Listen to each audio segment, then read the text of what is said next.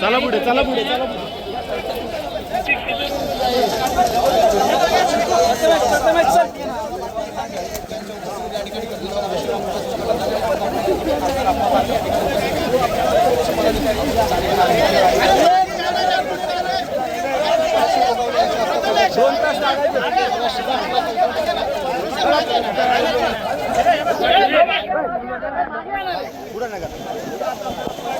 पाठीमागे ये ना संख्ये मागे जरा मी अरे बघ तू सगळ्यात पुढे ठेवते मागे ते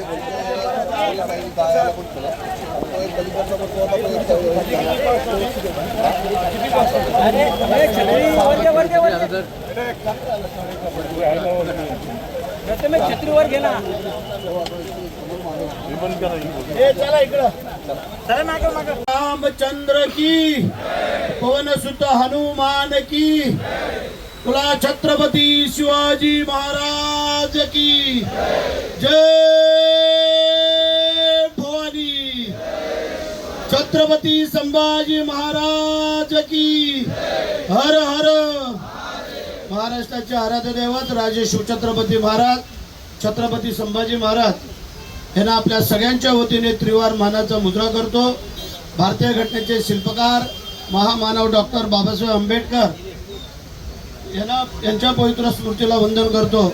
मराठी मनाचे मानबिंदू हिंदुहृदय सम्राट आदरणीय सरसेनापती बाळासाहेब ठाकरे धर्मवीर आनंदीगे साहेब यांच्याही पवित्र स्मृतीला वंदन करतो।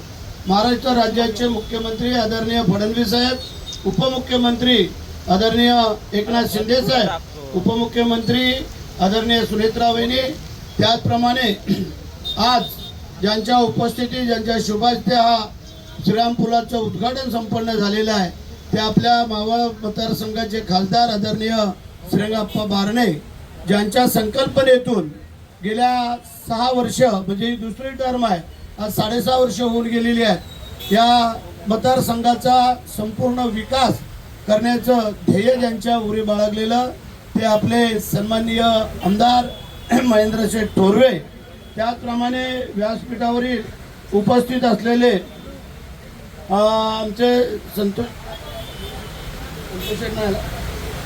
आमचे संभाजी जगताप, दीपक बेहरे, आमच्या सुप्रदय साळुंके, चांदभाई चौधरी, भाई गायकर, त्याप्रमाणे आमचे आता उपसभापती भाई शिंदे, त्याचप्रमाणे राजे भगत, शरभाऊ लाड, आमचे भारतीय जनता पार्टीचे आणि RPI चे सर्व पदाधिकारी, व्यासपीठ विजय पाटील, विजय पाटील आणि उपस्थित सर्व प्रचंड पावसामध्ये आपण ज्यांच्या आतुरतेने वाट पाहत होतात की पाऊस थोडासा उशीर झाला पण आता दमदार सुरू झालेला आहे।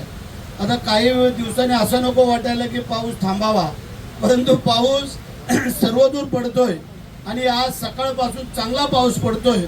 कदाचित आमच्या या पुलाच्या उद्घाटनाला त्यांनी सरीच्या सरी बरसता येईल आणि हा पूल आज शनिवारच्या दिवशी आम्ही सुरू केलेला आहे आणि तो सुरू होत असताना जी ट्रॅफिकची समस्या होती ती आज आमदार आपल्या माध्यमातून पूर्ण झालेली आहे।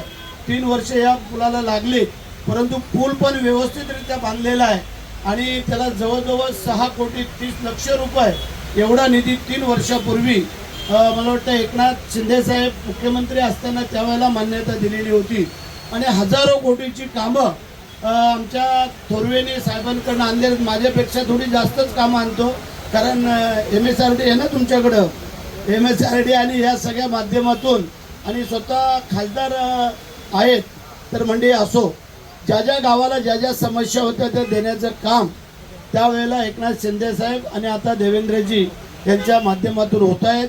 कारण या सत्तेमध्ये आता आम्हाला संधी मिळालेली आहे आणि आता आप्पांनी सांगितलं आपण रोजगार हमी योजनेचं आता नामांतरण झालेलं आहे आणि VBG रामजी या नवीन संकल्पनेतून हे आपण आता कामं करतोय.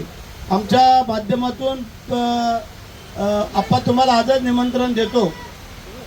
मंगळवारी कार्यशाळा आम्ही ठेवलेली आहे आपल्या VBG रामजीची. आमची कार्यशाळा केंद्राने परवा आमची घेतली 29 तारखेला शिवराज सिंग चौहान साहेबांच्या माध्यमातून. आणि ती नेमकी योजना काय आहे, किती कामं त्यात वाढवली. पूर्वी 266 कामं होती, आता 318 कामं दिलेली आहेत आणि त्याचा शाश्वत विकास ग्रामीण भागाचा. आमदार महोदय तुम्ही तर आवर्जून त्या दिवशी कुठंही जाता न चुकता तिथे यायचं, नाही तर निधी मिळणार नाही. VBG रामजीचा जे हजर असतील त्यांनाच पहिला निधी दिला जाईल सांगून ठेवतो. आदरणीय भरत शेठ गोगावले यांच्या प्रमुख उपस्थितीमध्ये संपन्न होतोय हा ओव्हरब्रिज. त्यांच्या पाठपुराव्याने संपन्न झाला. या तालुक्याचे लोकप्रिय आमदार महेंद्र शेठ थोरवे कार्यक्रमाला उपस्थित असलेले माथेरान नगर परिषदेचे नगराध्यक्ष चंदूभाई चौधरी, विजूभाऊ पाटील, भाई शिंदे, भाई गायकर, राजेश भगत, दीपकजी बेहरे, सुदाम पवळे, शरद भाऊ लाड, शिवराम बदे, भाई गायकर, उपस्थित सर्वच शिवसेना, भारतीय जनता पक्ष, RPIचे सर्व प्रमुख कार्यकर्ते, पत्रकार मित्र. राज्यामध्ये आदरणीय शिंदे साहेब मुख्यमंत्री झाल्यानंतर आम्ही सगळ्यांनी शिंदे साहेबांच्या नेतृत्वाखाली निर्णय घेतल्यानंतर खरं तर या संपूर्ण परिसराचा कायापालट झाला. कोट्यवधीचा निधी आमदार महेंद्र शेठ थोरवे यांच्या माध्यमातून या संपूर्ण तालुक्याला मिळाल्यानंतर या तालुक्याचे रस्ते असतील, या तालुक्यामध्ये विकासाच्या दृष्टिकोनातून करायची कामे असतील, ही प्राथमिक स्तरावरती खरं तर मोठ्या प्रमाणावरती झाली.